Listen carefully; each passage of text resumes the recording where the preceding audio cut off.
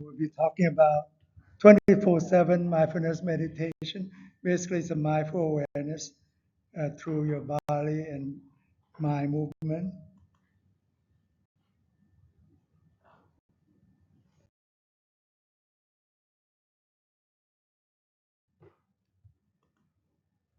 Why you need to meditate? Because we try to free ourselves from suffering. Why does one suffer? We suffer our own thought, biased thoughts, embedded with greed-headed delusion that sneak in with your thoughts. The true nature of the mind, the Buddha says, mind is luminous, but tainted with transitory mental impurities. That means it's not the true nature of the mind. It's transitory, that means they're the guests that home in to your mind. You didn't see it, so they decide to home in, comfortable, have nice tea up there or something. They didn't want to leave, and so on. So you need to be mindful to see that. So everyone is hit by two arrows, the worldly. First arrow is a natural pain or sabhava dukkha, like aging, sickness, and death. No one can escape that. Second arrow is the mental suffering, cetasika dukkha. Depart from your loved one, didn't get what you want, or got what doesn't want, or cetasika dukkha, which is self-inflicted. You don't need to have that, but we all did that. And this is the first noble truth, what the Buddha said need to be comprehended. But the enlightened one, including the Buddha, was also hit by the first arrow because he cannot escape sabhava dukkha, which is aging, sickness, and death. It's a natural phenomenon. He also was hit with the second arrow too, but missed. It's not hit with the second arrow. No mental suffering, cetasika dukkha, because he catches his own thoughts. This is from Salata Sutta, from the Tripitaka, Buddhist canon.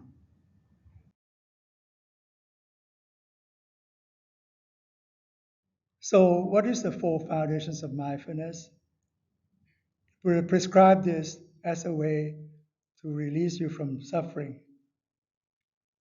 It's a supreme path that will purify all beings, let one transcend grief, sorrow, lamentation, overcome suffering and unhappiness. Understand essential Dharma, which is middle path, and realize Nirvana, the unconditioned ultimate peace and happiness. That's a benefit. And Luang Pho Kam Kien, who used to be coming here, stated that the four foundations of mindfulness created the Buddha. And in return, the Buddha prescribed this for mankind to follow, to end suffering in the same fashion. So why four foundations of mindfulness? It's a reverse engineering technique to catch one's own thought as it arises. So the Buddha described a person or being or life form as five group of existence or five aggregates. Their form, which include your body, eye, ear, nose, tongue, body, and mind. Feeling, that when you interact with sight, sound, smell, taste, touch, thought, you have feeling. Perception, thought formation, and consciousness. So these are five aggregates that make up a person. So on the form of the body, you meditate on the body. Feeling, you meditate on the feeling, self-observation, self-monitoring of that body feeling. Perception, you perceive it with pure mindfulness and self-awareness, pure perception. And thought formation, you meditate on mental phenomena. And consciousness, you meditate on the mind, as consciousness is the mind in Buddhism. So mindful awareness will oversee the other four aspects of life: form, feeling, thought formation, consciousness. To get rid of desirable and undesirable nature that one generates, which cause cause the action of karma to please uh, one's own phantom ego. Ego is just a phantom nature that temporarily arises when you interact with the sight, sound, smell, taste, touch thoughts. It's only temporarily existing, but you thought it was real. It's just like a phantom or self-image hologram. So what's inside meditation? What is mindfulness, which is basically what we cultivate. Mindfulness is like pay attention to the present moment with intention while letting go of judgment or non-judgmental awareness of the present moment. When we talk about mindfulness, in fact, there are two nature in there, two virtues. One is mindfulness or sati, which is self-recollection, self-remembrance. But then there's the second nature, so second virtue called self-awareness or sampachanya, clear comprehension, full awareness, conscious awareness, clear knowing, or wisdom in action. Basically, these are the two virtues of great benefit: mindfulness, sati, and sampachanya, self-awareness. So, like when you go to the airport, mindfulness retrieve you there, like sees a phenomenon. They go to get A or C, so you can take your flight. That's the mindfulness. So you'll be roaming around. The plane already left. So the second nature is self-awareness, like a TSA agent. They investigate the phenomenon. ความรู้สึกตัว ความรู้ตัว is investigate your mental object, mental phenomenon. So you cultivate self-awareness, which lead to wisdom, panya, and mindfulness is sati. Practice with perseverance, constant, sometimes we call ardent, perseverance, like constant effort, will lead to samadhi, through self-observation, self-monitoring of your body, feeling, mind, mental phenomena, to get rid of desiring and undesiring nature that arise at the body, feeling, mind, mental phenomena, the four aspects of life. Basically, you observe your life. So self-awareness, my teacher Kemananda said, is the Buddha. It's a roadmap, because you tread to this path, this middle path with self-awareness, it will lead you to the treasure or nirvana.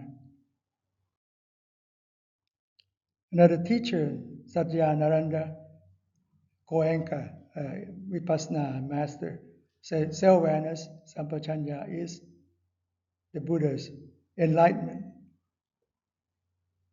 Greatest discovery by the Buddha as a gift to mankind that the Buddha gives to all of us. So everyone can attain enlightenment in that way. You've heard that Buddha nature is in everyone. It's Buddha seed or no Buddha is in everyone, regardless of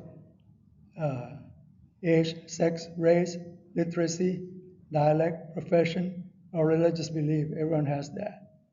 Basically, it is this self-awareness, sampachanya, that is the Buddha seed or Buddha nature. Buddha said, all the Buddhas only point out the way. You yourself has to make the effort. So you need to cultivate and nurture this self-awareness into insight wisdom or direct knowledge. And you can clear your mind, see the true nature of your mind, luminous, neutral, equanimous mind.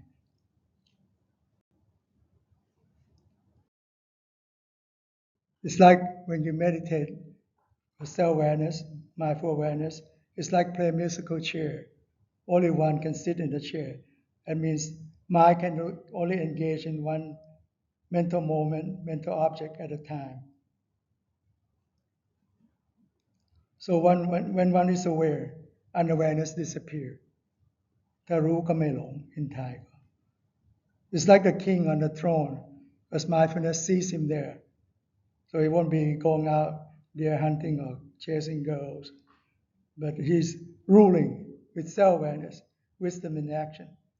So securing the fort, no one dare attack the fort because he's there. to rule, defend his fort.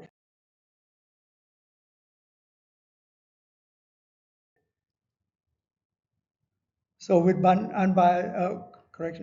with biased perception, it causes craving to please one phantom ego, which is not truly there. The Buddha described in the four foundations of mindfulness how things function. Through six sense sphere, eye, ear, nose, tongue, body, and mind. You interact with sight, sound, smell, taste, touch, thoughts. It generates specific consciousness, like eye consciousness when you see, ear consciousness when you hear, like you're hearing me, your ear consciousness activated, arise and cease. Nasal consciousness when you smell, tongue consciousness when you taste, body consciousness with the touch, and mind consciousness with your thoughts. When you come into contact, it causes result in feeling, which is the fruition of such contact. It's fixed, you can't do anything about it. Then you perceive as happy, unhappy, or neutral feelings through that. And then Buddha said there's biased perception, sanya chetana. Chetana means like you have hidden agenda there. Sanya chetana, that means you have biased perception. Result in craving, tanha, which is a second noble truth, cause of suffering. Disturbing thought and obsessive thoughts. On the left side of the diagram is how we perceive things through eye, ear, nose, tongue, body, and mind. Like you can see a house, a car, a computer, laptop, or a phone, or iPhone. You say, "Oh, those are mine." You look at that. "Oh, this is mine." You have the eye tag built in, and then you create a self-image hologram, which is not truly there. On the bottom of the diagram on the left, you can see how your brain perceives image through your eyes, and then through the optic tract, it goes to the visual center at the back of the brain there, and the feedback loop is 5 times stronger. And back to the midbrain, you can see how the bias was generated through that, the self-image hologram.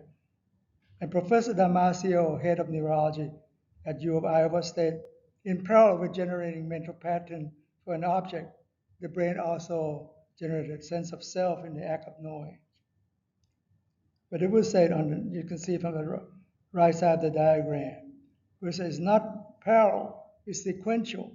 Pure perception become biased perception. Pure perception, rususu, become biased perception. Sanya chetana. It becomes yours, like self-image hologram.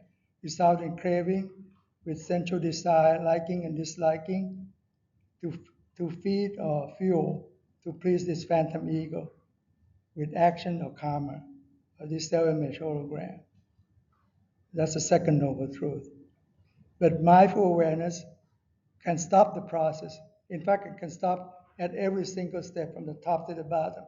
But the most pronounced one, you can stop at pure perception, not indulge into biased perception. That's the third noble truth, nirodha or nirvana, when the process stops. Again, it's a presence of aggregates of the 5 form: feeling, perception, thought formation, consciousness. Feeling, perception, thought formations are mental activities because consciousness is formless, but you can see through the mental activities.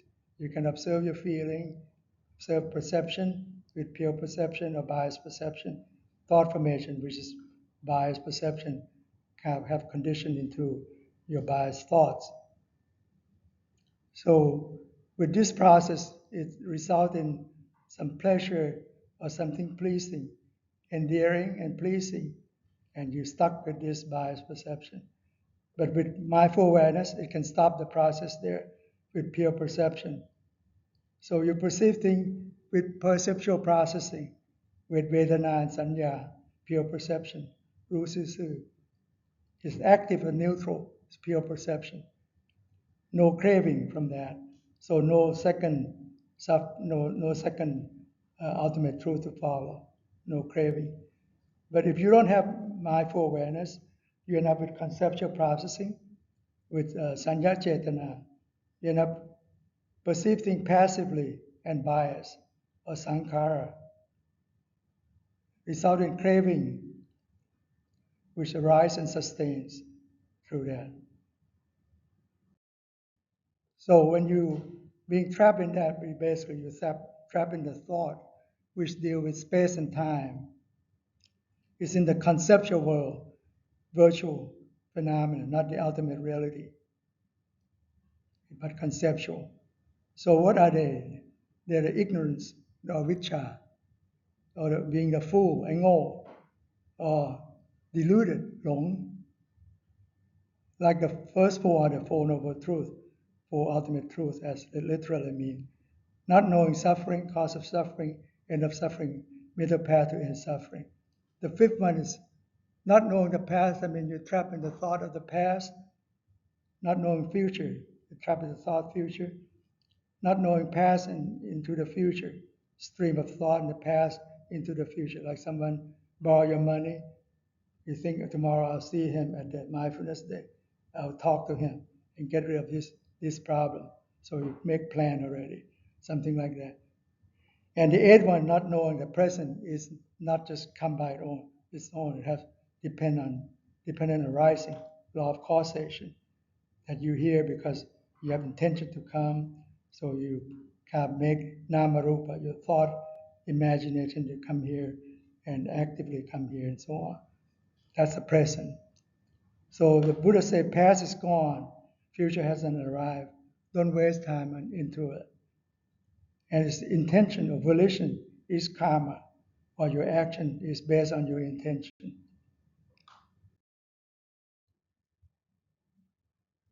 So how do you practice? Self-observation, like I mentioned earlier, of your body, feeling, mind, mental phenomena, but with perseverance, a continuous effort, 24/7 while you're awake. You don't need while you sleep, but you can set your mind to be aware when you fall asleep and wake up with self-awareness and mindfulness. And then cultivate self-awareness and mindfulness, which lead to wisdom and sati, mindfulness. Perseverance will lead you to samadhi, a steady mind, to get rid of desiring, undesiring nature that arise your body, feeling, mind, mental phenomena. Practice formally like we do in the next few minutes, and informally, which can do 24/7, like observe your body movement, to see your mind movement, which is your thoughts. Unbiased observe, do not anticipate, do not indulge in your thoughts, and don't intervene in the phenomena you encounter. Remain equanimous. And set your mind with joy and bliss, or Dhamma Samadhi, the five Dhamma Samadhi. Joy would lead to bliss, lead to calming your body and mind. Allow happiness to arise, which is conducive for steady mind to occur. When the mind is equipped with a steady mind, in the righteous steady mind, it leads to wisdom to see the true nature of things. Things are impermanent, imperfect, selfless in nature. So you gain samadhi, samatha, or concentration meditation. Gain mental strength in that way. And vipassana, insight wisdom. Like informal practice become important in your life because you can practice through your daily life, not only in the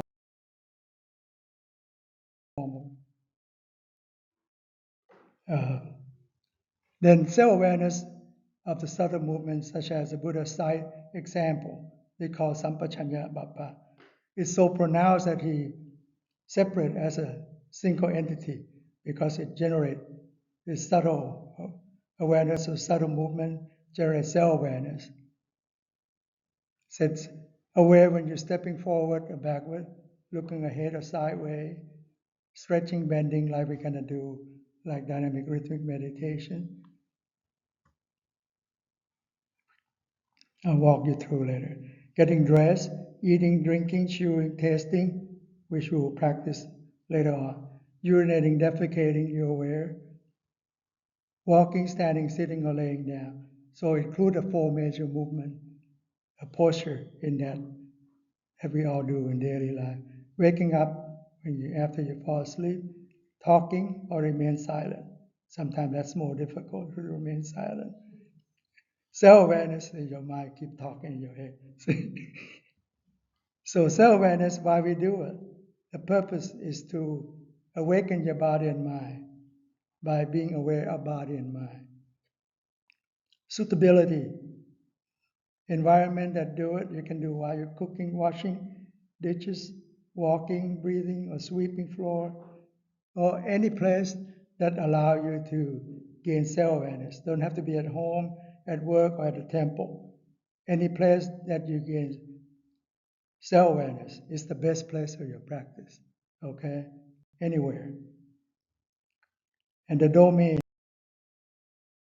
it could be, it basically you observe your body and mind and to see the truth of impermanence, imperfection, selflessness, the three universal marks of existence. So you embed, like say, try this, everyone. Circle your finger. See, that's self-awareness.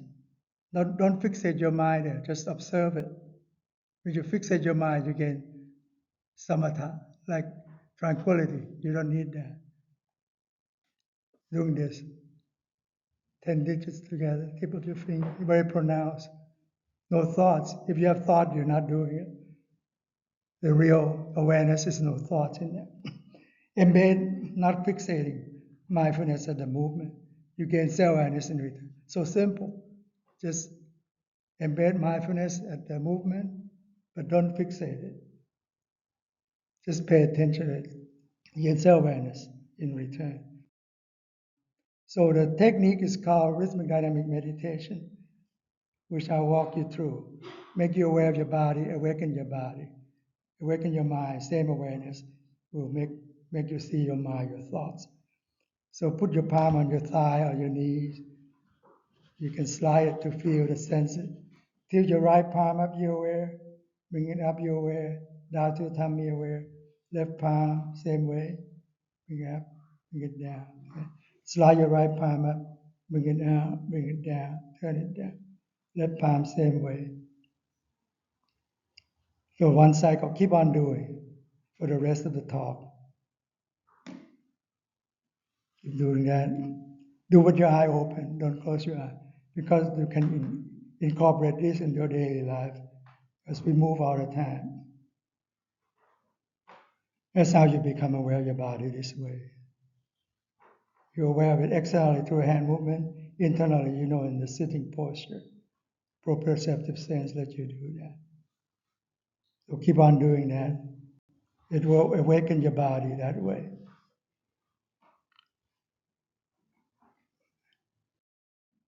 So when you practice, you can do it like not to be a wandering mind, no wandering mind, absent-minded, outside the cave, as if, and not fixate your mind.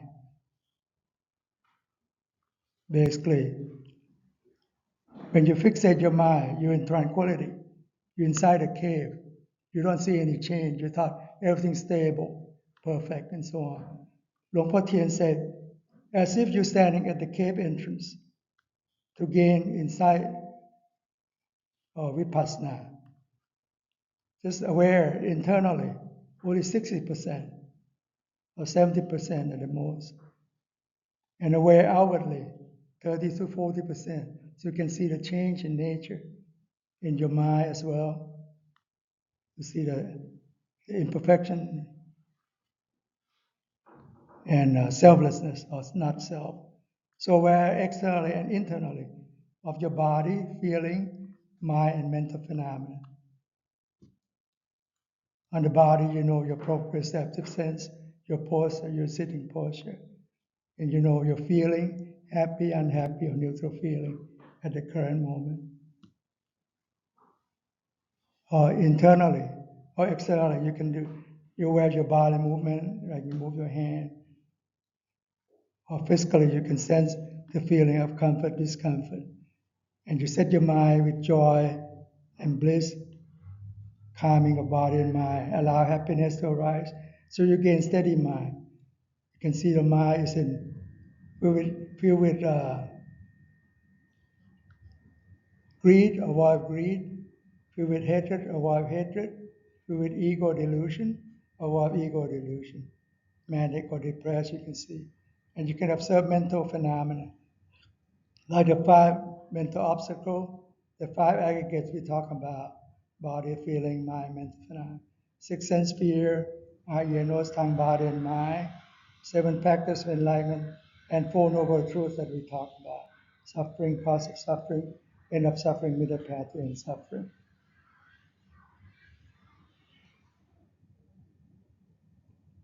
So we come to see the three universal marks of existence: impermanence, imperfection, selflessness. So we can see that things are imperfect. From an infant, become a toddler, become adolescence, young man, middle-aged man, old age, and death. Basically, you can see the change there. Mentally, a little bit off, more difficult, but you can see impermanence, imperfection, selflessness. It's obscured by continuity, obscured by movement, obscured by bundling. You can see the true nature. It's but void and empty. So the Buddha said, all phenomena is not worth clinging to. So you see the three universal marks lead to insight, the burden. When you carry your burden of clinging to your ego, you carry your ego around. Become disenchanted, discern, and liberate, release. Thank you for your attention. That's the third noble truth.